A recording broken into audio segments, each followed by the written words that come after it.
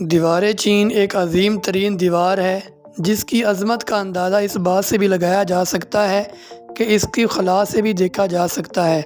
اس کی تعمیر میں 1700 سال کا عرصہ لگا اور اس کی تعمیر کی اصل وجہ منگولوں کے حملوں سے بچاؤ تھا۔ اس دیوار کی تعمیر کا آغاز 4 صدی قبل عیسوی میں ہوا۔ مورخین کے مطابق حفاظتی فصیلوں کی تعمیر کا آغاز چینی شہروں کے گرد دیواریں بنانے سے ہوا۔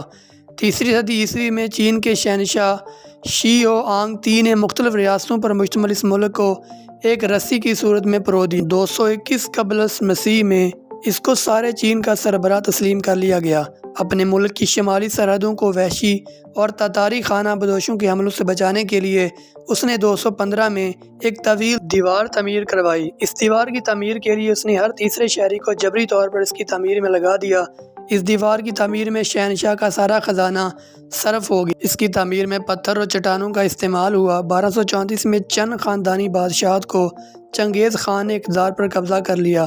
چنگیز خان کی وحشی فوج دیوار چین کو روندتے ہوئے شمالی چین میں داخل ہو گئی تھی۔ یہ 1400 سالوں میں پہلا واقعہ تھا کہ وحشی خانہ بدوشوں نے اتنے وسیع پیمانے پر موجود ریاست پر قبضہ کر لیا۔ اس کی بڑی وجہ شمالی سرحدوں پر دیوار کی شکست و ریخت تھی کیونکہ اس کو اتنا مضبوط نہیں بنایا گیا تھا۔ 1368 میں منگ خاندان نے تاتاریوں کو چین سے نکال دیا اور دیوار کی دوبارہ تعمیر کی۔ دیوار پتھروں سے بنائی گئی ہے اور اس کے درمیان خلا کو اینٹوں اور روڑوں سے پر کیا گیا ہے۔ اس دیوار پر مشاہدے کے لیے مینار بھی تعمیر کیے گئے ہیں۔ یہ دیوار تقریباً 4000 کلومیٹر طویل ہے۔ اب اس دیوار پر ہر سال میراتھن منعقد ہوتی ہے جس میں 2500 افراد حصہ لیتے ہیں۔ یہ دیوار چین کے چاروں صوبوں تک پھیلی ہوئی ہے۔